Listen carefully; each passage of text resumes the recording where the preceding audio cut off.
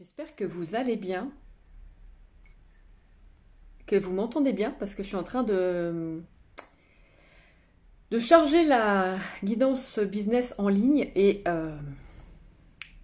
le Wi-Fi, il a un peu de mal à suivre. Donc, ça m'a l'air d'aller.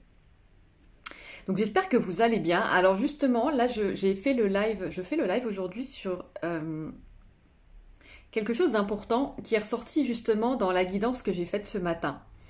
Et donc je vais revenir précisément en fait dessus parce que dans la guidance je suis le flow en fait on va dire des cartes. Et là je voulais revenir sur ce point précisément qui est sorti au moment de la guidance, c'est cette notion de que nous sommes responsables, que tout ce que nous vivons, nous le créons, nous, d'une manière ou d'une autre.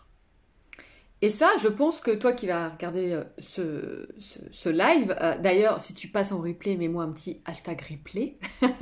Comme ça, tu me fais un petit coucou, je sais que t'es passé. Euh, je sais que tu le sais déjà. Mais en réalité, je me rends compte encore autour de moi qu'on a beau, et même moi parfois la première, beaucoup moins quand même maintenant, mais on a beau le savoir, quand il s'agit de situations inconfortables, on a tendance à accuser machin pour nos souffrances, les circonstances extérieures pour notre non-réussite, l'état, machin, bidule. On rejette la faute à l'extérieur de nous. Et dans cette idée de nous sommes responsables, il y a vraiment ce truc de reprendre son pouvoir personnel. Cet empuissancement. Tu sais que je te parle beaucoup d'empuissancement parce que c'est ce que j'expérimente et c'est vraiment une vérité importante pour moi que chacun reprenne son pouvoir personnel, sa puissance personnelle en fait. C'est extrêmement important et je sais que quand je dis qu'on est responsable, l'âme elle sait de quoi je parle, ton âme elle sait de quoi je parle. L'ego lui il entend coupable. Ton ego, il va entendre coupable et il va penser, bah non, c'est pas de ma faute. C'est la faute de machin, c'est la faute de cette situation, de l'état, de l'épidémie, de tout ce qu'on veut. Et ce qui se passe à ce moment-là, l'ego, c'est que du coup, il résiste, il rentre en résistance. Il cherche à fuir. Il va chercher une nouvelle distraction. Pour pas aller voir ce qu'il a créé, aller voir quelle est la source en fait en soi de quelle peur, quelle croyance, qu'est-ce qui a été créé cette situation-là. Et c'est ça justement qui a dépassé parce que c'est justement les solutions et les nouvelles perspectives et les nouveaux points de vue sont au-delà de la résistance. C'est au-delà de la résistance. Tant qu'on est dans la résistance et tant que on entend coupable au lieu d'entendre responsable, on reste dans la résistance et on n'arrive pas à adopter un autre point de vue, une autre perspective et du coup on n'est pas dans la résilience, on n'avance pas et on tourne dans la roue du hamster. Et on tourne et on tourne et on tourne et on tourne et on tourne. Ou on tape, d'ailleurs j'avais déjà utilisé cet exemple-là, où on tape, on se cogne contre le mur, on se cogne contre le mur, on se cogne contre le mur, mais on continue parce qu'on continue à résister et parce qu'on ne veut pas entendre qu'on est responsable. Si je te partage ça, c'est que ce qui m'a fait, moi, évoluer en fait beaucoup plus vite ces derniers mois, c'est d'avoir cette conscience-là. C'est d'avoir la conscience que je suis créatrice absolument de tout. Y compris des situations de merde que je vis. Si je veux classer des situations inconfortables comme situations de merde, on va dire, c'est vraiment, moi ce qui m'a fait évoluer, c'est ça, c'est de prendre conscience que même les situations de merde où j'aurais envie d'accuser l'extérieur, où j'aurais envie d'accuser c'est à cause de machin, ou c'est à cause de... Non, je sais que c'est moi, je sais que je suis créatrice. Et je sais que donc d'une manière ou d'une autre, j'ai quelque chose à tirer de ça. J'ai une leçon à tirer de ça.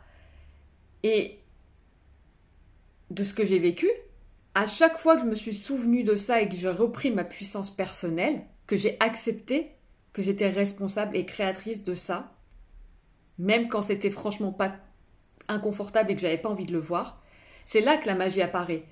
Parce que je m'autorise à voir la magie. Parce que je m'autorise à voir le cadeau.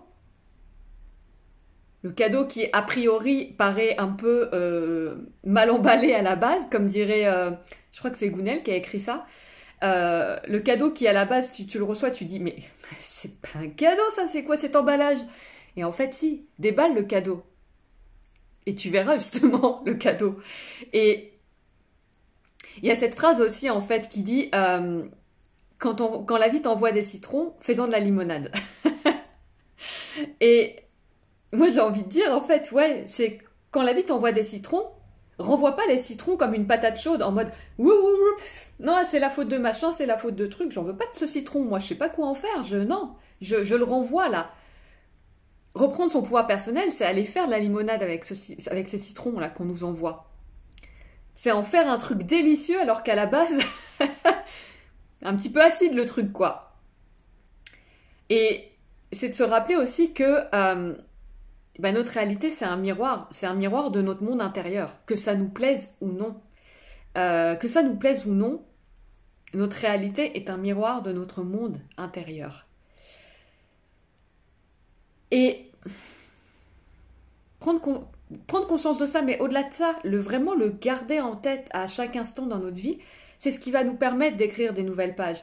C'est ce qui va nous permettre de reprendre notre responsabilité et notre souveraineté, de se connecter aussi à notre partie divine, à notre âme, et non plus à l'ego qui, lui, veut résister et lui se sent coupable, alors que notre âme et notre partie divine, elle sait ce que ça veut dire responsable. Elle comprend en fait que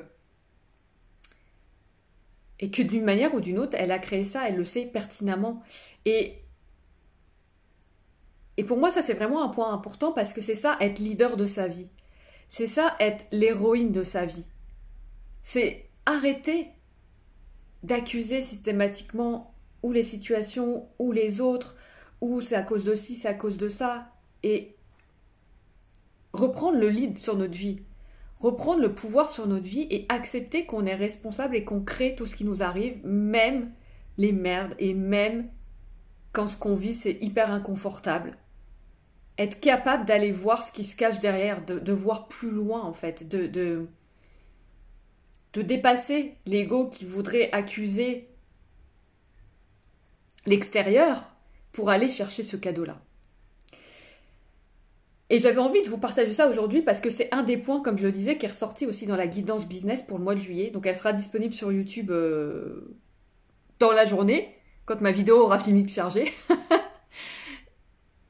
Et donc j'avais envie de revenir là-dessus parce que c'est l'énergie de juillet et on nous demande vraiment ça, de reprendre notre souveraineté, d'arrêter de déléguer ça à l'extérieur, de distiller notre pouvoir là à l'extérieur, à travers les personnes, à travers les situations, à travers les personnes qui nous dirigent, etc. Et de reprendre tout ça pour être créateur de notre vie, de notre business, de ce qu'on veut créer.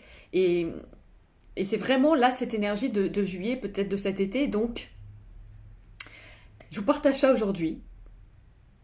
Et je pense que j'ai fait le tour. Donc, je vais vous laisser infuser ça, comme d'hab, comme pour tout. Laissez infuser ça parce que c'est important, parce que c'est ce qui vous fera évoluer, parce que c'est ce qui nous fait avancer vers ce qu'on veut créer en fait. Donc voilà, sur ce, je vais vous laisser, je vais vous souhaiter une belle journée et je vous dis à très vite. Ciao!